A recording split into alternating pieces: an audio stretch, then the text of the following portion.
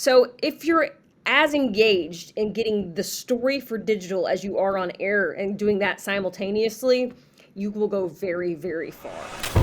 Welcome to the Next Level Journalist, where you will hear from some of the best journalists in the business or who have been there, done that, and willing to share with you what they've learned so you can get better, faster. My guest today is a digital content manager at ABC7 Sarasota, Melissa Ratliff. Thank you so much for making time for this today. No problem. Glad to help. Great to see you. So I have a good idea as to What's what that? you do because we used to work together, and I used to see some of the stuff that some of my colleagues would, I don't want to say put you through because they would put a lot on your plate. So those names Yeah, we will won't say his initials, but they're those names Alan will color. remain anonymous. I mean, nobody. It's nobody. Right. So, but you tell us, give us an idea of what you do, what your daily looks like. Well, 'cause obviously I worked with you at LAX18, and then I just moved down here, kind of to do the same role. It's got a different name within. I work for Gray now.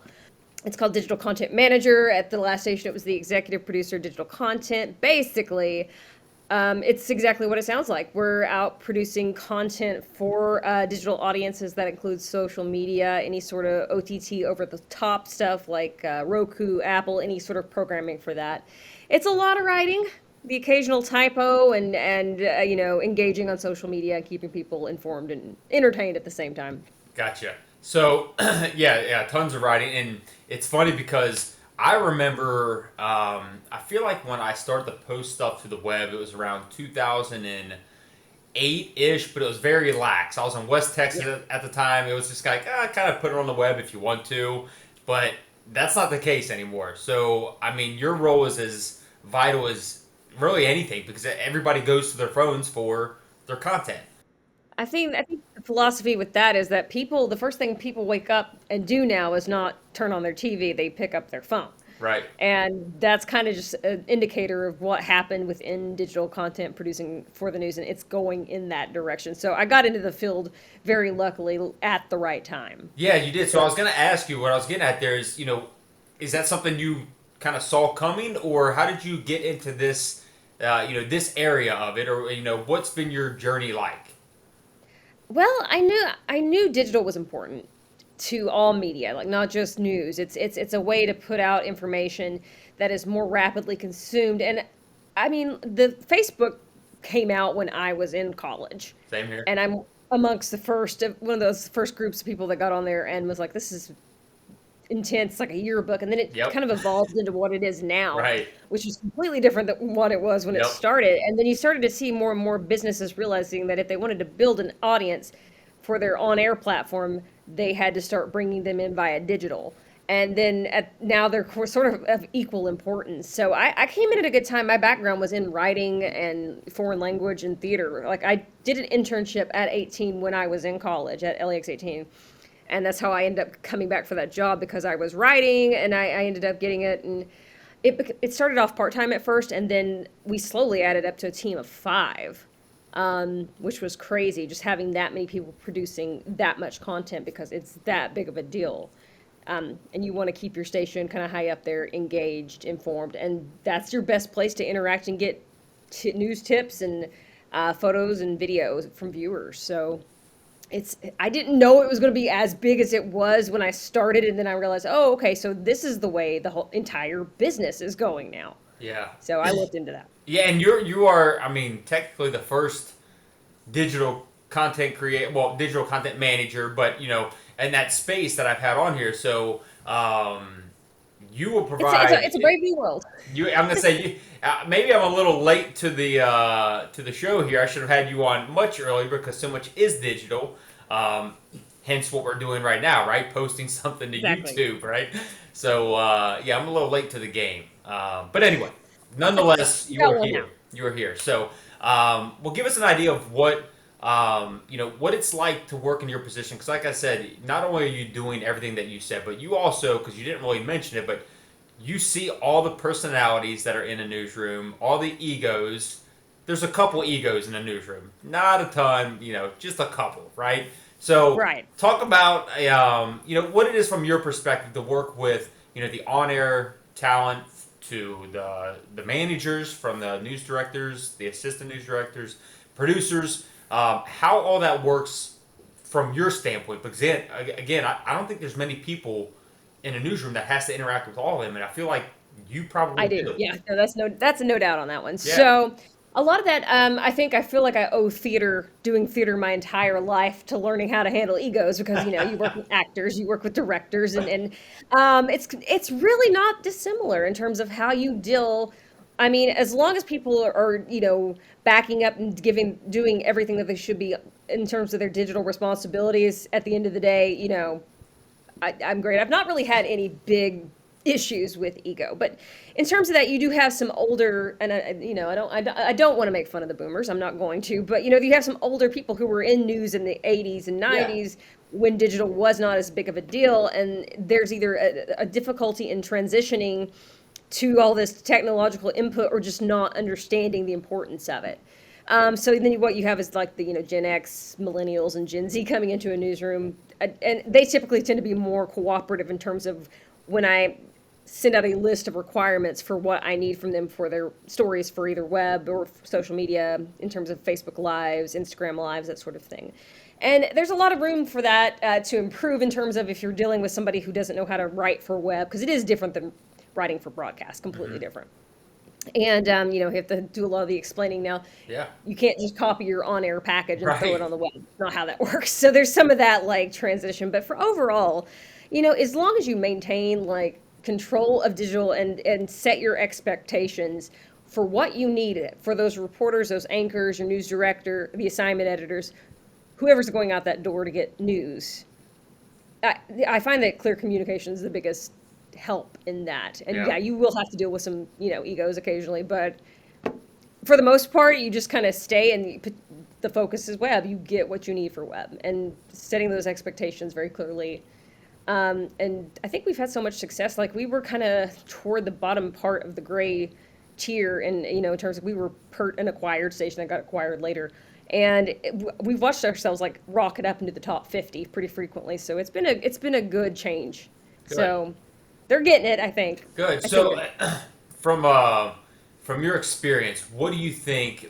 So someone who's watching this, I always say aspiring journalists that this person going after their first job, but at the same time, at the end of the day, I mean, you just kind of touched on just the broad range of people that you work with of just different generations. I think we should all be trying to get better, no matter what it is, especially in the industry that you're in, where things change so quickly. What is it that you would like to see, or that you can tell reporters and anchors and whoever it is you work with, say, hey, learn these things about the digital element of it, and it's going to make your job easier. It's going to make my job easier. What are some tips you can give there? Especially if you're an incoming journalist. I mean, no, I mean, obviously they're going to be teaching now more the difference between writing for on air and writing for online, but be engaged digitally while you are out getting your story, and doing that at the same time that you're gathering the information for your story will make your life 10 times easier. I always tell my reporters when I send them out in the field, like, hey, we're going to need you to be live tweeting this event, or sending up the summary, or if you're at a crash scene, turn your phone this way and get video, or do a Facebook Live if it's a particularly active scene. So if you're as engaged in getting the story for digital as you are on air and doing that simultaneously, you will go very, very far, because you have to get them at equal weight. It's not just about going to a scene, sticking a mic in someone's face, getting that information back. It's about telling the story on two different platforms.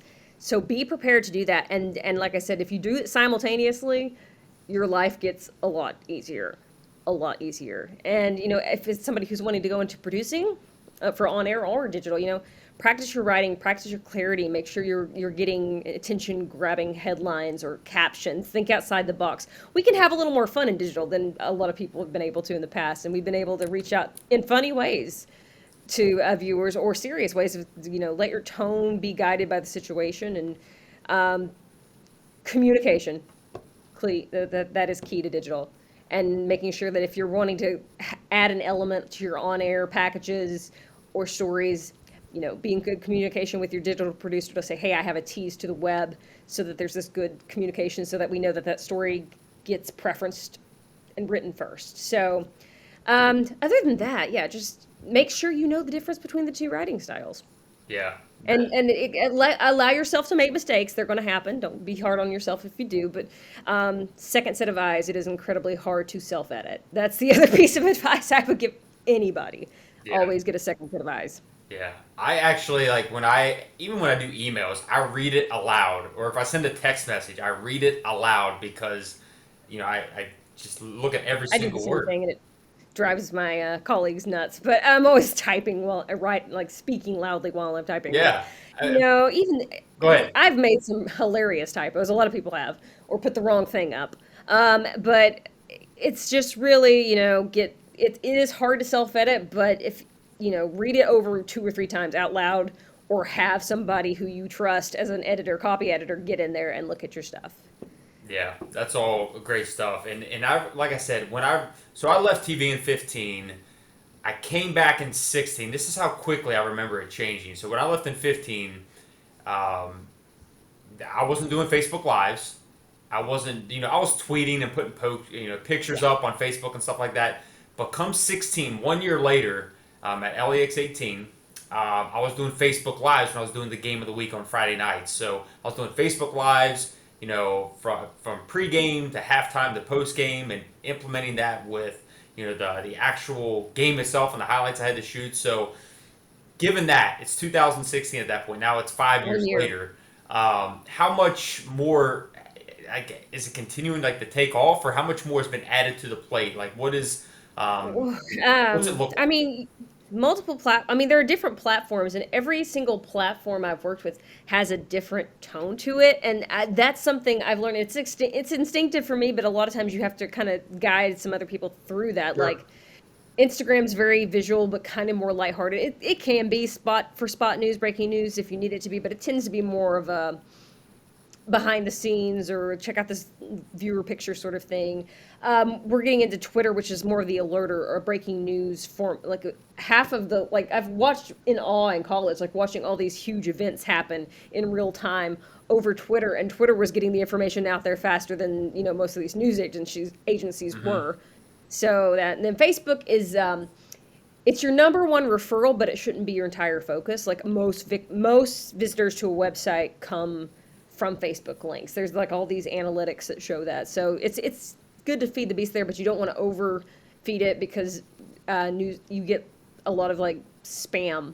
You don't want to spam people's feeds. Right. You want to just give priority to the posts that you think are going to perform the most well. And then now you've got TikTok in the equation, which is more of a personality driven. Like it's for.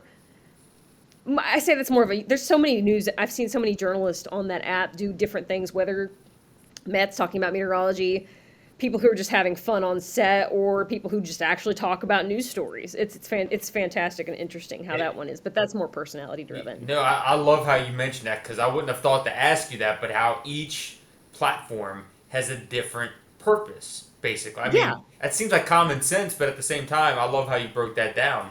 So Yeah, is I that mean something? Go ahead. it's just learning that voice, and you start to realize it, notice it. The more you're on there, like the tones, the way people talk, the way people interact are different than each other, and it's Yeah. very. And obviously different users, like, I'm like you said, it came out when I was, when we were in college. So I remember Facebook at its origins. Not so much on the other platforms. I was obviously on Twitter when I was working in the field, but I have the Instagram, don't have the TikTok. That's what the kids are doing now. I TikTok is can't my keep up favorite now, but can't yeah. keep up with the kids. So with I that said, I does can't. your station, you basically go over with the reporters and whoever's posting that stuff, saying, hey, this is when you use these things. Do you all go over that, or how's that Do you implemented? This newest wave of kids that I keep calling them kids because I'm in my 30s now. These Right. like college grads, they know instinctively. I don't even know if they realize they know, but I'll see them do it Yeah. differently on different platforms. I'm like, okay, they get it. It's like Yeah. I've had to break it down to some older reporters and older anchors, Sure. but that's so funny because it's like the more you're on technology, I guess, the more you don't even think about it. Yeah. And I've never had to have an issue where it's been like, okay, this is the tone you need here. it's just happened. So it's like I almost don't have to break it down with the kids. It's Yeah, like they know that makes sense intuitively. because it's all they know. I mean, my 2-year-old can almost unlock a phone, right? I mean, that's all she knows is, Yeah, she knows what the phone does. I mean, yeah. and that's what's normal to her. Meanwhile, when I was 2, I was eating the grass and dirt, but Eating crown, yes. Eating the crowns, change of leaves. Yeah. times. How But did we turn? I don't know. Yeah. all right, so where do you see all this going? I mean, not that you need a crystal ball here, but I mean, do you see a trend like Well, where? I think you do. I Yeah. think you do. I think I don't know that it's going to be like TV's going to go the way of the newspaper. I don't think it's anything like that. But I do think it's going to evolve to digital channels. Like in terms of Hulu or like you see all these streaming platforms coming out, Hmm. and you'll see a lot of these news corporations come out with like, okay, we got to get on this, and they'll make like a great. I don't know about other places. It has an OTT network, and OTT stands for over the top content, meaning it's like not on the air. It's mostly digital, and they're creating content just for that. Hmm. Full shows, full Wow. this, full news packages, Wow. live scenes. It's almost like a mini CNN online, and a lot of people are doing that now. So it's not that I see TV, the traditional anchor, going away. I think I see it evolving, Yeah. and that's why digital is a really good business to get in because now you're starting to see. More and more digital producers needed because you're going to be the person behind this content that keeps people coming back to your station. So Yeah. it's some creativity, but That's so interesting. So if you could give your younger self advice when you're first getting into this, all the stuff that you've learned, and I know you already gave some great tips about hey how to do this better and all this other stuff. But what would you tell someone who's trying to break in to the field that you're in and say, hey, I wish I would have known this because it would have expedited my success or what stands out to you? What can you tell someone who's trying to break through and maybe avoid the mistakes that you maybe have made along yeah, the way? yeah. If you start, you're going to have to learn to toughen up to criticism. It was something I struggled with at the beginning. You're going to have to understand that not everybody's going to like the message you're putting out there. Don't engage with negativity. If you're wrong, say you're wrong. Admit your mistakes. Fix them. But don't engage with that hyperbole that's often associated with the business. I always just call that engagement when people are throwing a fit. So don't allow that to affect your inner self. And I've watched other people, and I don't even know if they're all my mistakes. I've just learned so much from watching the people around me. You Yeah. have to have a really, really sharp focus on what's going on at all times on a digital because digital is going to be digital first. You're a digital first newsroom. You're not going to be on air first because we're not always on air. Right. So you're going to be the first thing that people are hearing from. Yeah. I think of that tragic plane crash that killed a member of Montgomery Gentry, and we were the station that broke that in Lexington. And the way we watched, nobody had known about it. We got it confirmed, and then we went with it, broke it, and we broke that, and we could just watch because the numbers astronomically went up because people started retweeting our tweet. And then people were sharing our Facebook post and we sent a text alert on it. And we just watched how quickly that digital first thing, it was such a tragic, awful story, but you could see the way it affected people just by how they responded to it. Hmm. And, I don't like covering sad stories, but in many cases, these stories where it's affecting the entire community, things like hurricanes down here in Florida, snowstorms in Kentucky, they're going to look to that app and your social media first, your Yep. website.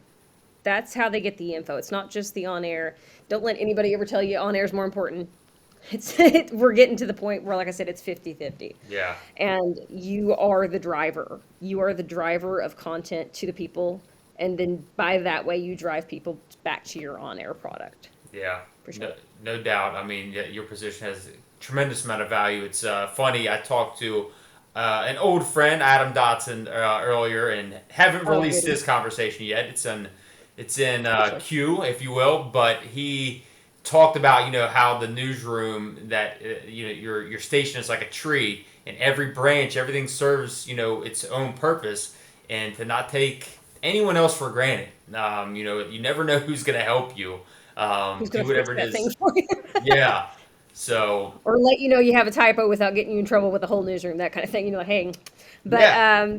yeah. So every part works together, and when I think of election nights and all those Oh, long nights yeah. where you're covering, like the 2016, I think, no, I'm sorry, the 2020. So I had 4 people with me that night. We switched around everybody's shifts. It was a weird. This wasn't even this year. This was back in Kentucky. So, the way in which it worked almost like, and I'm trying not to be too artsy, but like an orchestra. Yeah. And it's like you have like, these numbers and statistics coming in, and you have one person at the helm, which was me, and then 2 other content creators, and we had an intern who was also helping. And it was just the clear like deliverance of, okay, I need you to live stream this, I need you to write this, I need you to send a push or tweet on that, and then you watch how it just goes to it's fascinating how the way that when you work with the people around you, not just your fellow content people, but the people in the field who were sending me pictures and video, how it just all comes together to make a good product. And that communication and appreciation that Dotson is talking about is absolutely true. You have to all work together. Yeah. So, It's like Melissa, I kids. want to respect your time and leave the last one up to you.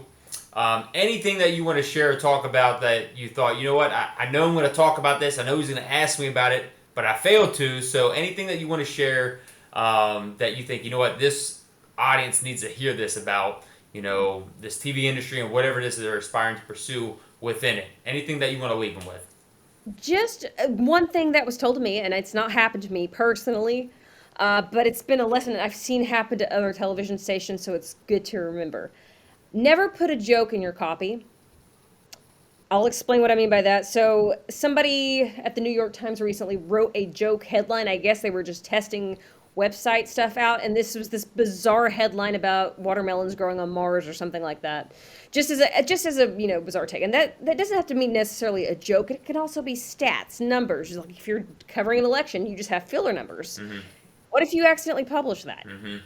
And that opens you up for some trouble. Like I've seen people accidentally declare the wrong person the winner because they published a story that they had pre-written. And pre-writing is okay. Get yourself. I keep thinking of like basketball games where I was on the web, and I would have like just a blank X wins X score, dash X. So in case it did get published, it wasn't there. But don't put jokes in your copy. Don't put stats because that's just the one thing I'm most terrified of in the world. So I'm and I saw that happen to the New York Times, and I was like, I'm glad that was told to me. So if I can impart that to someone and prevent anything like that happening for a future journalist, just never put a joke in the copy. Yeah. Or anything misleading or wrong just because you think it's funny, because sometimes it goes live. Yeah. And that is just one of the most important lessons I've ever learned. Thankfully, not happened to me. Yet I try not to. I try to be pretty serious when I write, but that's just the one lesson I think everybody should know. No, I love that you shared that Plan- because anyone that's in the business or has been in is, I don't want to say guilty of, because you have so much to do, but you do pre-write a lot of stuff. So you have to be I careful mean, it's about. like AMAT. Yeah, exactly. Be careful where that's one thing. If you're gonna write it, maybe do it in Word or something. Don't put it in the actual Yeah, yeah. I mean, and software. I always write. I always write in a composer, like in the back end of a content management system. I think it's fine to do that, but I think what you do is like if you're covering elections or sports or something, put blanks. Yeah, Don't put a person's name. I think I saw somebody call an election for somebody else, kind of like was it Dewey Defeats Truman, that big newspaper where they got it completely wrong. Just, a matter is okay. I don't know if they call it that in TV. I know it's a newspaper thing, but you're going to pre-write. You're going to pre-write a lot of stuff. You're going to have all these, especially when you're in several story breaking news situation. Just be cautious with what you write. yeah. That's the one tip that I have been eternally grateful that one of my predecessors gave me. Never put a joke in the copy. And so far, so good for Yeah, you. so far so good for me. But knock on wood, yeah. So Good. just that's the one thing that mattered most to me, and I just wanted to remember that, kids. Remember, don't do it. And adults, because it could happen. Adults. It'll Don't do happen that. to any one of us at any point. Yeah. Melissa, thank you so much for your time and everything you shared, and great to see you. Great to see you. And thank you for checking out this channel. If you found this content beneficial, I'd appreciate it if you hit that like button, hit that subscribe button, and share it with someone you think might find it beneficial as well, because this channel was simply started and created to serve you, to help others grow, to learn how other successful TV journalists do or did it. So take what serves you so you can get better faster and reach your next level.